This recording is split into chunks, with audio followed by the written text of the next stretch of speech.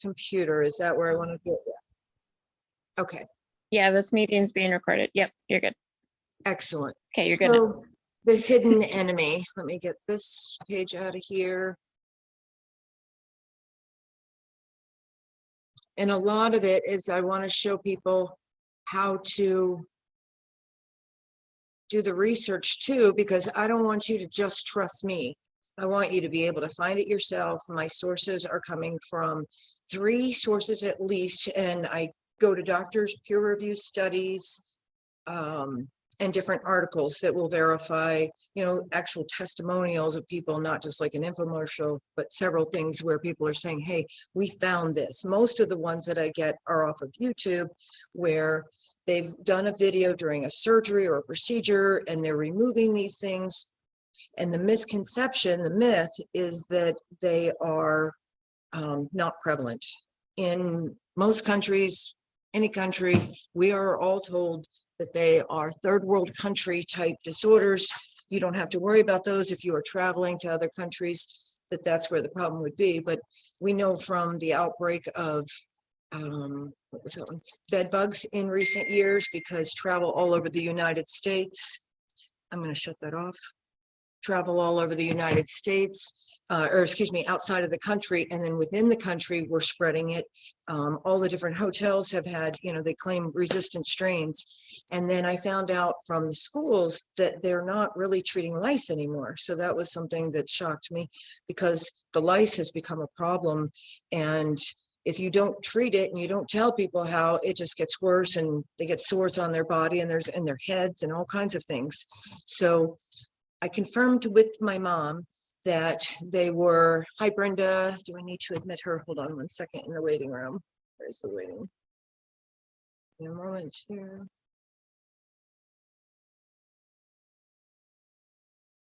Sylvia, am I still sharing the screen?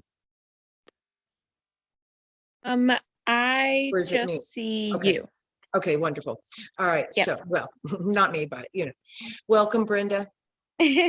So we are recording. I'm doing that for purposes of sharing this so more people can listen to it. The hidden enemy, the problems they cause, identification, treatment, removal, prevention, hopefully, and everybody's plan is going to be custom to their own health, their own family, their own situation. And I am not a doctor.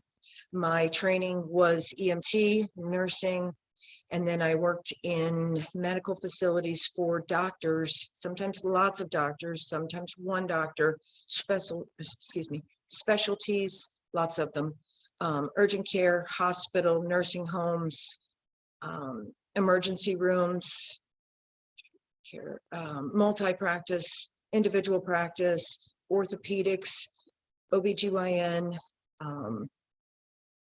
internal medicine, some experience in urology, which there's a lot of labs in those. And during the time that I was in the urgent care setting and the labs, I had the benefit of getting experience setting up the microscopes for the doctors, staging them, staining, dyeing, whatever we might need to do in order to prep those slides for them, wet mounts in the gynecology office. And so having those so the doctors could view them, and then, you know, you have to look in them so you see what's going on. And then of course you get the, hey, come over here and see what's in there. No way, doc, that's your job. Because you get over there and stuff's moving. So people thinking that they don't have these moving things, these parasites inside them, it's just meant to be disinformation. It is meant to put people to sleep. So it created an entire industry of specialty fields, because we had the modern cures, we had regular cures, natural cures. There's even some basic cures that were already invented that were obviously during COVID, some people have realized they've been hidden from us. So when President Trump came out talking about ivermectin and the treatment, and I noticed that he said it in a strange way, it's just me for noticing. And then there was another thing, hydroxychloroquine, and there was a separate time instance where the media really attacked him about something he said about bleach. I missed what he said, but eventually I went and looked it up. I have a lot of health issues and have done lots of things to alleviate my problems. And all those things I did alleviate them temporarily. And I don't like to talk about my health problems. So I go on Facebook and I'm like, I'm cured and thank you, God. I'll give him the glory. But when the problems would come back, I had to figure out why are they coming back? But why did what I did help?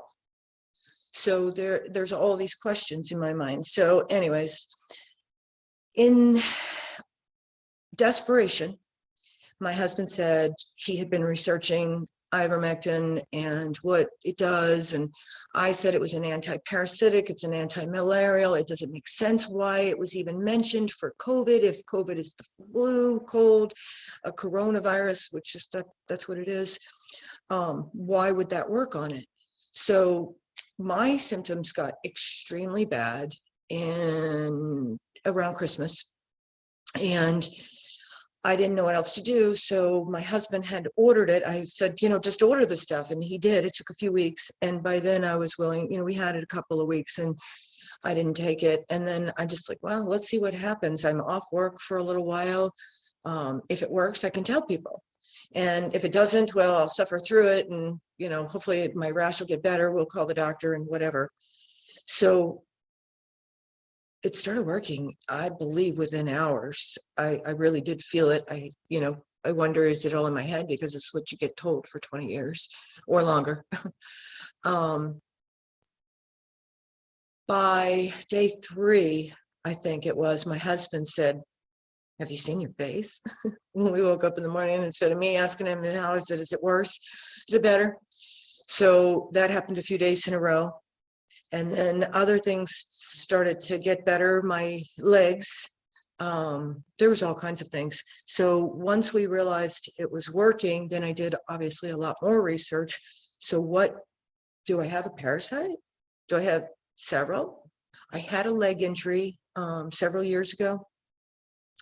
And I had already been on antibiotics for a long period of time, which is what's lowering our immune systems. And getting frequent jabs, any kind of jab that you get, the piercing of the skin is part of the problem. It does allow parasites to enter. I would reject anything that pierces your skin. I don't want to get off track too far here either, but the nasal swabs, please reject those at all costs. I can't prove that there's any parasites on them. We've looked at them under microscopes. I haven't seen any. I have no proof of that. But what I do have proof of is when you put your finger in your nose, things that are supposed to be trapped from going in there go past the hairs in your nose and they get up where they don't need to be. So jabbing the nasal swab, which I am a teacher of all of these subjects that I talk about. I teach medical law and ethics to terminology, to anatomy and physiology. I teach venipuncture, EKG, interpretation. I mean, the list is ridiculous. I teach everything in the lab, the front office, as well as billing and coding, administration, OSHA, HIPAA. I've been an OSHA compliance officer. I've set up OSHA in offices. So I have this massive background in all this stuff. So shoving this nasal swab up in someone's nose that far, they've even broken my blood vessels. And I'm like, I told the girl, you did that wrong. I teach it. You should not have injured me. That's ridiculous. So don't allow people to introduce things to your body that can harm you in any way. Because, you've got parasites just from walking outside at the park. You're out there running. We're trying to stay in shape. You've got stuff in there. You blow your nose and get it out. They don't tell you to blow all that out of there. You've got to get that congestion out. Don't let it go in your body. So anyway, so I confirmed with my mom something that I had a hunch of throughout all of this. Mom, did they ever deworm you?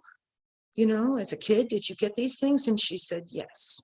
She actually remembered somewhere around the age where we, are considered an adult age, pubescent, 8 to 10 years old or so. So it was probably in the late 50s.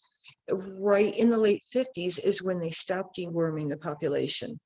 Then the 60s, what did they do? They introduced a lot of music, sex, drugs, skin contact. I mean, the list goes on, but you could say Woodstock, all of these things, short shorts, tank tops, halter tops, anything that would expose your skin more, kissing, all of those things, holding hands. I just want to hold your hand. All of these things, you're just promoting parasites among us, and no one in the population is now getting prevention, nor are they getting any education in how to prevent them. And the essential oils are great. I'm really going into depth in study on those now, but having carrier oils, knowing which oils work, there's lots of natural approaches, but I want everybody to customize their program for themselves. And I want you to understand that if something starts going wrong, you have to immediately notice that. I had 3 weeks off of work, maybe closer to 5 because Christmas and so forth. After probably a week or two, everything really did start improving. What I had done with the ivermectin was I looked up the COVID dose. I took 5 days straight, 12 milligrams with a big glass of water on an empty stomach. Then doing more study, obviously, because I started getting better, really better by day 3 on the wounds on my body. I started looking up the peer-reviewed studies on the different parasites and the ones that I was suspecting I had. And then I got my microscope out and confirmed the ones that I had. And there's no reason to list them all, but I can tell you there's multiples. When I injured my leg a couple of years ago, I think that's where a lot of the parasites entered my legs because of the open wounds. We were working out here by livestock. It's all in the dirt, lots of horses here. So they call them all different kinds of names, but butt flies, maggot flies, whatever you want to call them, they're out here and they're carried by mosquitoes. So not wanting to wear anything on my wounds and keep those open was a bad idea on my part when I hurt my leg. So then it spread to the other leg, and that's when I knew there was a problem going on there. The doctors, the amount of specialists that I saw during this time, during the time for my face, all of these things is a ridiculous amount. It's specialists, and I knew what I was doing. I knew they weren't identifying the problem, and I wanted to see partly how far they would take it. But there are times where they were convincing me as well that it was my thyroid. Maybe it was my thyroid. My God, yeah, it could be my thyroid. I mean, not really heavy, but okay. Take a pill. I might even lose weight. This one's a good one. I'll take. So I go back to sleep and I'll take the thyroid. But that wasn't it either. And my numbers skyrocketed on the medications. So you understand that there's a long history, and there's so much with this that I could do a series, which I think I will do on Tuesday nights, maybe, of videos on each separate subject. But I'm trying to sum a lot up in this video time tonight. So they stopped deworming in the 50s. They stopped telling us anything about prevention and treatment and educating us. Our parents were all working 2-3 jobs, divorce, everybody's out of the home, running around, lots of sports, lots of education. It's very hard on your body. Every time you are injured, we were told that you swell from bacteria, or your white blood cells rushing in there. Bacteria is if you've got an infection, if it reddens and it swells and the skin's been broken. But if it just swells up, that's your white blood cells, and heat, it's inflammation. Put some ice and so forth on it. But what I've understood that to be is that when you are injured, any parasites in your body internally rush to that area, especially in your blood and so forth. It rushes to that area and it clogs the area. It swells up. You feel a lot of pain. It has this good and bad effect. Parasites actually clean up and help the injury, the wound itself, by cleaning up the tissue. On the battlefield, we know that the injured, they'd be shot, they'd be horribly harmed, but maggots would get on the wounds. Sorry for the description, but they would get on the wounds, and then when they were cleaned out of there and the tissue was cleaned up, there was actually very healthy tissue underneath. So they eat the necrotic tissue, keeping you from getting gangrene and dying. We know this. So all of these things adding up, you've got a collection of syndromes, anything to do with skin parasites, skin diseases, skin disorders, even lupus. I look these up. I'm not just saying this. I'm not just saying this on a hunch. I actually found, you type it in specifically, go in and type in lupus, blood parasites, or blood parasites cause. And then the drop-down menu will usually start dropping those down for you, and you'll discover some you hadn't even thought of yet. But why did I start doing that? Because during the second week, I think, maybe the third week, I had taken the 5-day dosage, and then that study, sorry, I'm circling back, I get sidetracked, but that study was an Egyptian study. It was all men. I'll have to link it. It was all men, and they were, I think 11 of them were immune compromised in the whole study, very immune compromised. They actually had AIDS.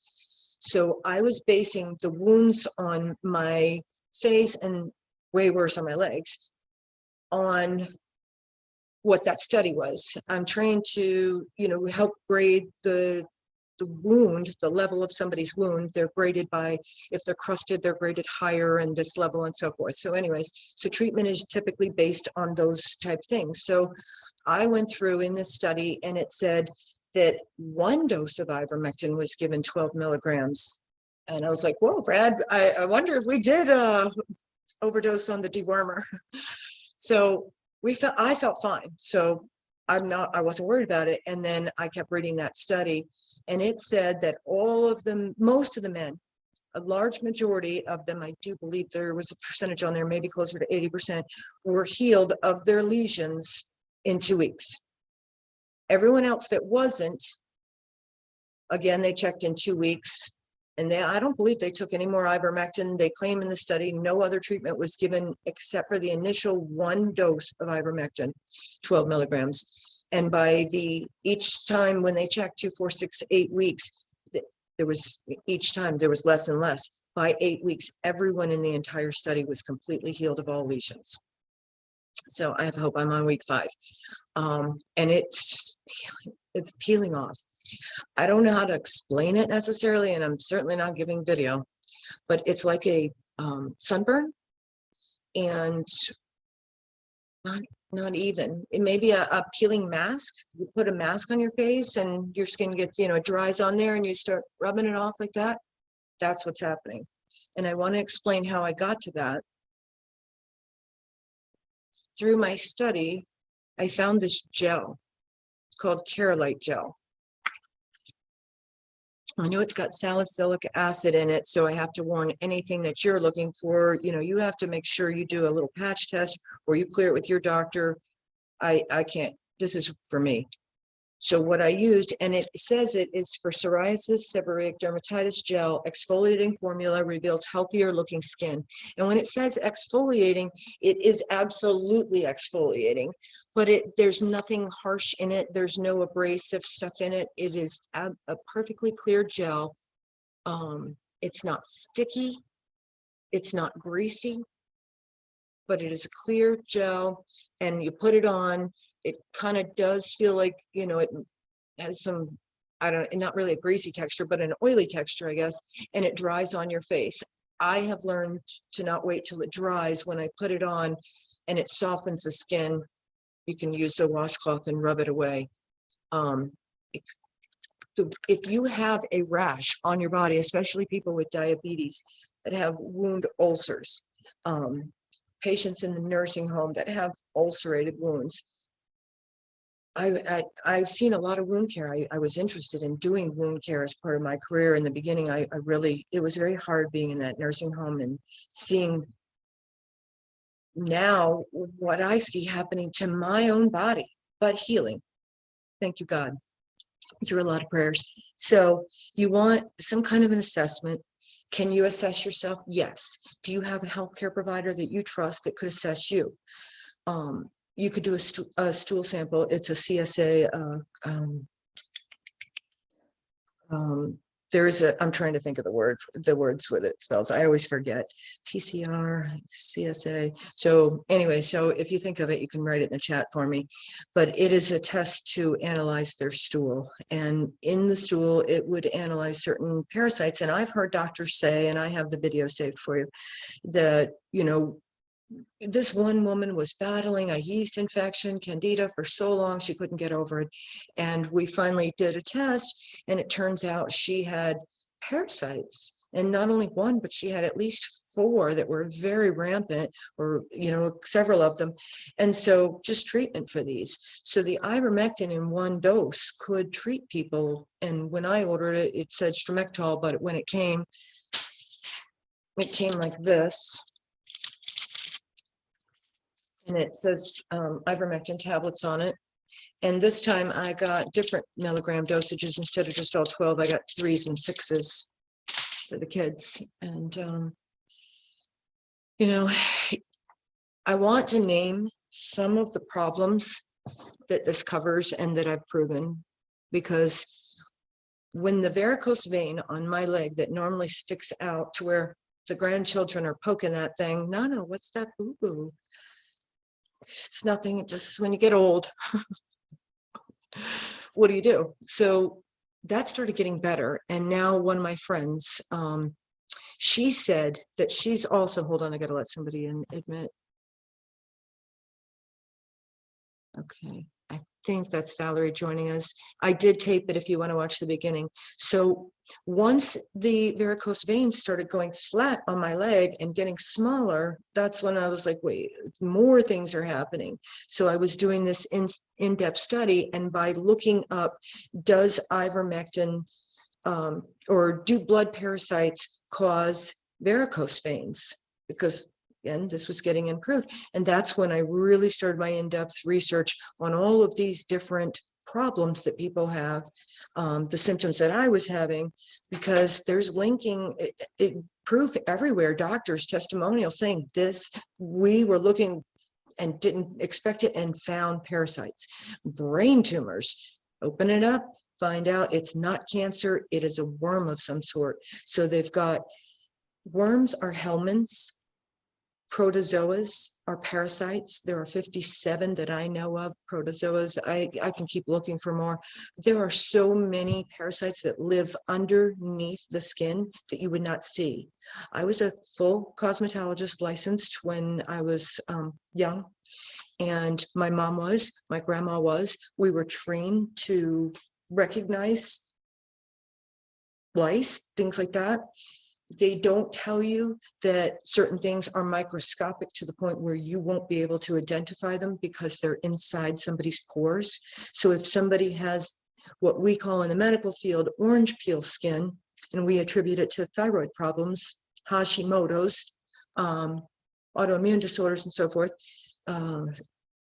is really some of these parasites. And they're inside the pores and on the surface of the skin. Even the ones on the surface of the skin, you can't see, but you're looking right at them. If you have clear skin, no wounds, no bug bites or anything like that, but you have gray or brown patches, what I have now found is that those seem to be dried blood or something just under the surface of the skin. It's more callous skin. Once you take that ivermectin, the anti-parasitic, and then put the Keralite gel on there, that stuff is coming off. So what is this? Well, we have parasites just under the skin, under the surface, and in the blood. Diagnosis of lupus, I have now found, was linked to spleen parasites. Blood parasites can cause leaky valves. It can cause the varicose veins. And I have seen the most extreme case of varicose veins I've ever seen in my career.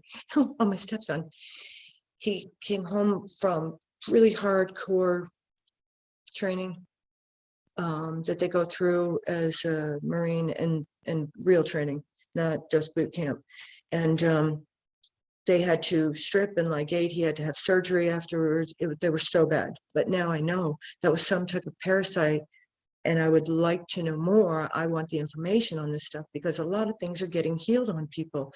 So The testimonials, once I started posting on Facebook, started coming in. My friend, I'll just say JA, she said that all her gastrointestinal was healed.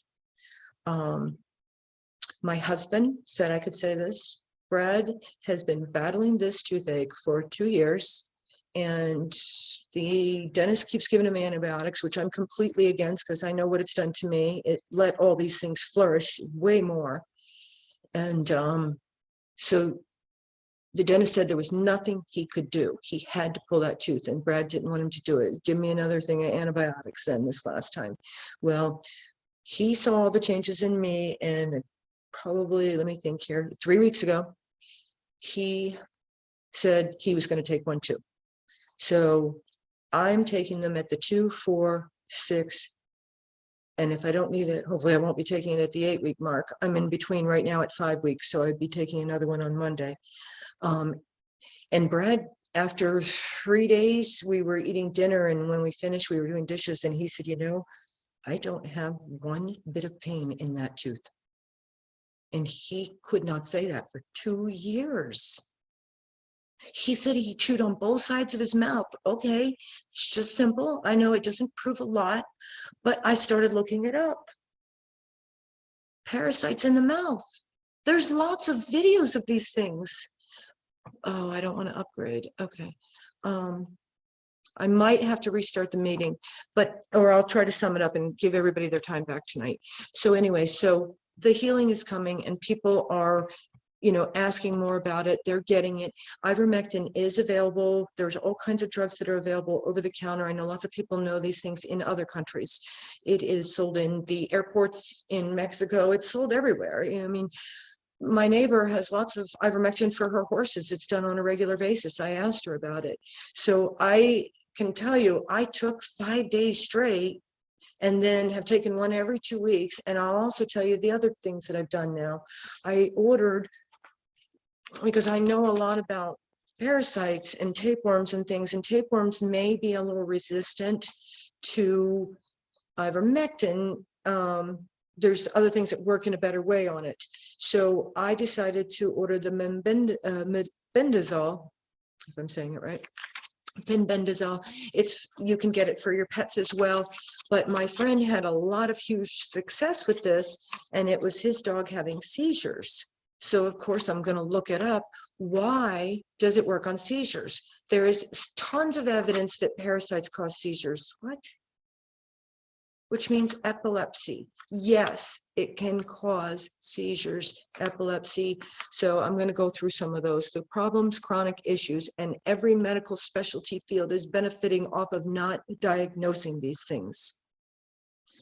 So since people are willing to take an experimental vaccine, why wouldn't you try a dewormer that has been safe for many, many, many, many, many, many, many, many years, proven? And you can look up the peer-reviewed studies on your own. Or you could take a natural one, because I did the coconut, lukewarm milk, and castor oil. Some people may be lactose intolerant, but that is linked to parasite infestation as well. So skin disorders, seasonal problems, it is the life cycle of the parasite, especially if it's on your skin. You'll notice that your outbreaks will settle down, and then things will start turning red again. They come back, it swells, it ruptures, settles down again. Those are parasites. They're larvae, they're eggs. That's their life cycle. Allergies. We are allergic to a lot of things. Some of us react more sensitive, and so we experience way more allergic reactions to parasites, where other people have lots of parasites and don't even know they have them. They're just coexisting together. It's a great thing. God invented these. These are his great army. And so allergies, what the parasite does is it injects, and so you would not know this if you have them, because they're inside the mattress, not under it or around it, but they inject something that anesthetizes the skin, and then they inject an anticoagulant. So if you're waking up in the morning thinking you scratched and you have blood on your pillow, even just dots of blood from your legs or your face or anywhere on your body, your neck, your chest, whatever it might be for somebody, you should just do this. Why? Because on the ivermectin, If you get results, then you have what, maybe, 6 months, if people would use it once every 6 months, twice yearly. You can never prevent all parasites unless you hide in your home and you stay away from everybody, and I can't suggest that, but you can avoid the problems. You can treat beforehand, you can treat afterwards, you can bathe properly to get rid of these things. So one of the things President Trump had said, bleach bath, I tried it. It was great. Actually, 10 minutes in, no problem, made my skin kind of soft. It was only a quarter cup of bleach in the bathtub. I have a really big bathtub, did a half a cup, 10 minutes, and then you don't want to use hot water. It'll make your skin more sensitive, just lukewarm. And so that was another way you could do it. When I use if somebody's, like I said, allergic to milk, don't use the castor oil and coconut. If you are going to use that one, make sure you're ordering properly. You have to get castor oil, edible, food grade. All of these products should be cold pressed, organic, and food grade. I get a lot of oils now too. So I'll do those on another episode. So pain that moves. Do you have pain that migrates, moves in your mouth? So, well, it went away. Oh no, it's back, but it's on the other side. That's weird. I'm not going to go to the doctor for that. That's like going to the mechanic and saying, well, it's moving around. I don't know.